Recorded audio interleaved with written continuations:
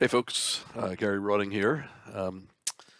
Finally, CallPop is about ready for prime time. I say about ready because we're still going to be doing some creative things with it as we all move forward together. It has a lot of flexibility, so we're looking forward to input and to perfecting it as we go. What I'm going to do is today is really just to give you an overview. This is not a how-to tutorial. This is a why you should tutorial, I guess. And I'm going to break it into three YouTubes. The first one will start with the features of the desktop CallPop app, and then I'll show you the administrative portal, and then we'll see it in action. Just give you some use samples so you see how it really works. So with that, let's get started. So what you should be seeing, of course, is the app itself. This can be accessed in a number of ways. One, when a call comes in, and I'll show you this when we do calls, there'll be a pop-up that says you got a call, and you click that, and it'll open the app. You can also open it from your desktop or from your tray. So there's, because you could do other things than just handle calls on this. So you'll want to be able to open it, maybe even have it sitting there open all the time for your customer service people. So let me just go through the setup of the screen. At the top, we have our menu button. We'll go through that. We have a home button, and it also gives you a counter that tells you if you have anything pending that this particular rep needs to do. And in this case, you see a 2 there, and that's because down here we have 2 pending items.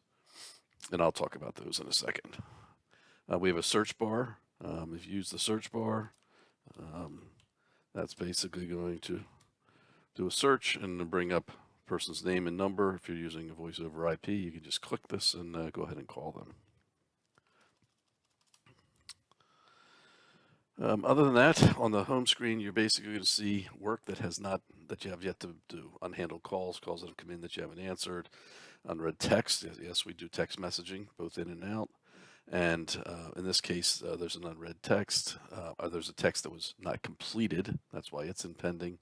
I'll just show you that real quick. So I started texting Mars, and I said, I'll get you that detail shortly.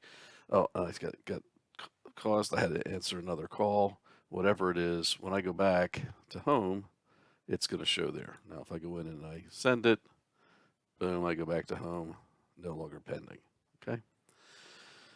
So this is really kind of the administrative screen that your reps get to check to make sure they didn't leave anything undone during the day. All right, let's look at the menu. Home button just takes you to that screen. I'm going to go through these kind of in order of most relevant to my Service Pro and Apprentice users. So the first one would be recent views. This is just a quick way to see any calls anything that's outstanding. This would be on the pending board. It's a backup, right? You can see them here, and you can see them on the home screen, right? The history is useful. You can go back and look I got a call yesterday from a potential customer. I don't remember exactly what I said. And I look in here. Now, this is kind of interesting. You know, when you see these boxes, it basically means that you have responded to this text. Okay, that's what's down here. If you didn't want to mark it as responded, you say, I need to get back to him that. You just unclick this box, right? And now we go back to home. Guess what? Boom, there it is, right? So all kinds of things you can do with this. I think it's very cool. Let's see what else. Schedule this is a neat capability. I just don't know how we'll use it. We being us team, you basically can have your schedule show up in here and be a list of appointments. I don't know what good that is in our situation, but there may be some schedule. You may have and want to put one dispatch board, one let schedule, a list of administrative things, something else. I don't know. That's what I'm looking for people to give us input. But that would show up here. You could go by date, and you could see. You could go out to the 7th, the 8th. You could see what your schedules are. Not sure it's has a whole lot of value yet, but we'll work on it together and we'll see. Analytics.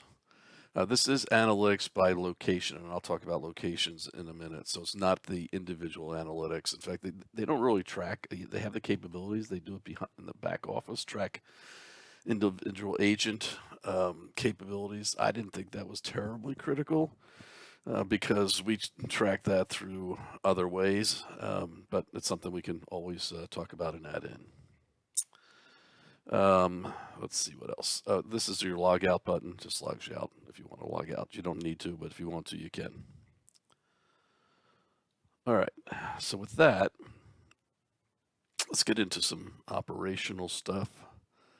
Let me go to a history. Just grab a. So this is a typical, when a call comes in, this is the typical screen you're going to see. So I'm going to go through this kind of line by line. Up top here, if you can see my screen where we have Mars. There's basically two things we're capturing. One is the customer, the other is the customer site. Customer first, then customer site. So if it's a retail customer, regular COD type customer or whatever, and they only have one location, well then it's going to show us twice. But we need to do that for, if they're third party, you're doing third party work like American Home Shield or First American or whatever, AHS would show up here, and then the customer would show up over here. Okay. This button is a automatic text button. I'll show you how you do that, but you can actually send a quick text if you're on a phone and someone else has called in and you want to let them know, hey, I get your call, I'll get right back to you, whatever. You create these and I'll show you where you create them. Okay. These we haven't figured out what we're going to do yet, but we'll do something. Customer labels, pretty cool. This is something you can do. You can create, standard links. So if I just said, okay, this is somebody, you do not answer their call, they're a creep. You can put that in the applied labels. And when I do that, oops, I didn't save. Do not answer.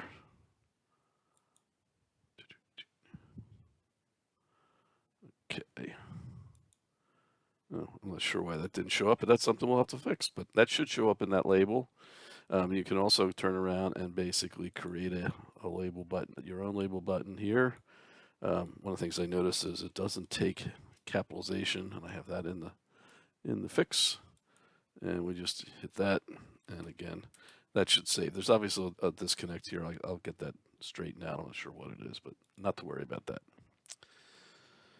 Okay, next level is filing bins, right? This info bin is the one that comes from iService Pro or Apprentice. And you basically see we have posted some standard information we think might be of value to you. It's basically focused on whatever the newest assignment that exists in Pro or Apprentice, shows the work order notes, so some various details. Neat thing is this stuff is changeable and programmable by customer and even by customer location. So if you have two different locations, you want them to see different things, you can do that. That could apply if you're using one of our call center approaches. You could actually may want to have something a little bit different showing up here for a call center than you would for your own in-house customers. Okay. Notes, it's important to know that these notes are notes that you are going to they stay in CallPop. They don't go to MyService Pro. This is just you'd want to use for, I don't know, personalization notes, something, about this customer that's unique. They got a Bernese Mountain Dog like I do, or, whatever, something to personalize the call you could put in here. Follow-up actions, because remember, if you put a note in here and don't save it, or it'll show up in a follow-up action. So if you want to, I want to follow up something, just put the note in and leave it, and it'll show up on your pending actions. Calls is strictly call history.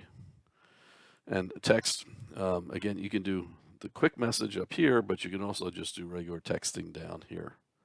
And you basically just text a message. I think this is Mars number. Hi, Mars. And we send a text.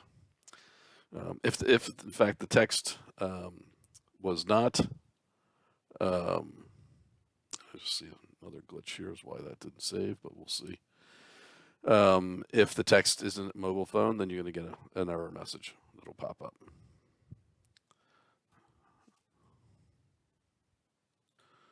Okay. So, any case, a couple little glitches that we'll have to continue to work through, but we've done an awful lot of customization, so that's kind of to be expected. But my guess is that's something real quick because it was working fine yesterday. So, any case, um, what else? There's also going to be another icon up here. And let me show you that real quick because I'm going to show you how to create them as well. Let me go to history.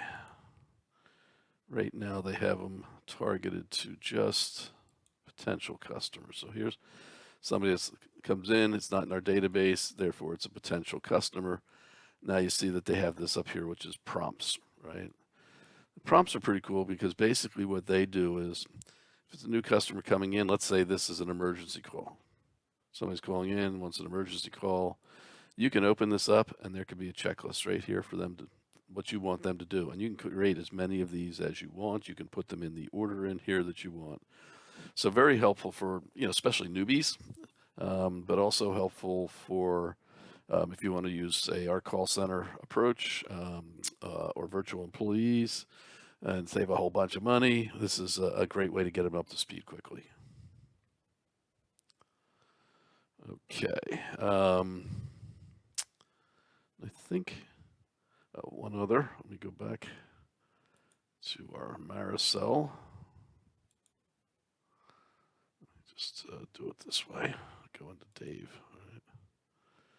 Dave. So we're in info. Now you notice in info there's another bar here which is action items. So these are going to be quick links, right? So right now they're all connected to the same place. They all go to, which I'll have to bring over here so you can see. You probably this isn't going to work real well. I don't know if you can see that or not, but it basically opens, and I'll show you this again when I'm doing full screen. It opens the customer site, and you'll be able to then you're in Pro and do whatever you need to do in Pro. So very cool. This one is going to so here does a great job. Everything. This is going to open dispatch board, and this will open your virtual terminal, the MyService CC virtual terminal, so that you could send a customer statement, collect a payment, whatever, right from here. Um, this one will probably require a login. I'm not sure about these two. We're trying to figure out how to, whether we can do a master login or you'll have to log in when you click them. But we'll make that determination pretty quickly. All right, I think that's all for video number one, and I will now move on and create another video for the administration portal.